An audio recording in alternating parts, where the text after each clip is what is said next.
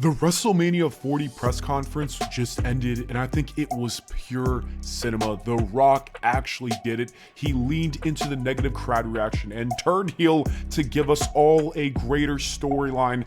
I loved every part of this.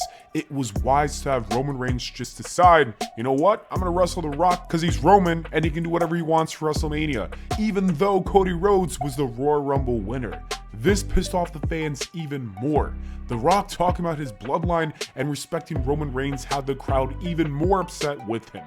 Enough was enough. Cody Rhodes came out to officially declare that he was going to face Roman Reigns for the WWE Championship in Philly. Of course, the tribal chief disrespected Cody and told him to fight for the number 2 option. And I just gotta say, this man really loves to disrespect Seth Rollins every single time he gets the chance to do so. And the craziest part about it is that Seth Rollins will just stand there and take it. It's wild. Seth, you gotta fight back and beat Roman Reigns up at some point for all these wild comments. Anyways, the second that Cody Rhodes brought up Roman and his entire bloodline is when The Rock finally fully turned heel. This bald-headed man really told Cody to never disrespect their family again and smacked him right in the face. That was wild to see. This segment was truly one of the greatest moments in wrestling history. Like, we are going to remember this moment for the rest of our lives. It's gonna be talked about forever. That is how good this was. Anyways, we need to talk about the future of Cody Rhodes, The Rock, and Roman Reigns and what's going to happen.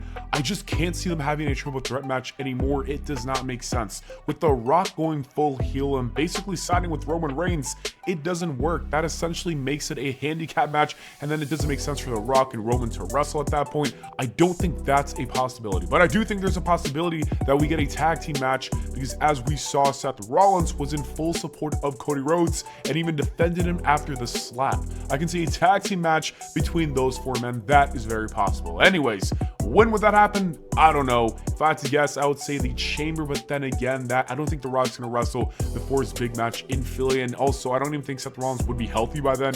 I could see it happening at SummerSlam. I'll get to that later. With that being said, what happens before then at WrestleMania 40, before SummerSlam? I think The Rock will be wrestling, but he won't be involved in a match with Roman Reigns. I think it's going to be a match against Cody Rhodes. It's the only logical thing I can see. This entire time we thought that Roman was going to pull a double duty and wrestle both nights, but I don't think that's the case. You don't really want your heel doing that. I think that Cody Rhodes will be having 2 matches instead, and it makes sense since he's the babyface, and babyfaces need a challenge. The more adversity, the better. How I see it playing out, or at least how I would book it, is having The Rock go head-to-head with Cody Rhodes, wrestling in the first night of WrestleMania, and the winner will go on to face Roman Reigns the next night for the WWE Championship. The Rock wants to do it for the family bloodline or whatever, whoever's at the table. Cody just wants to finish his story.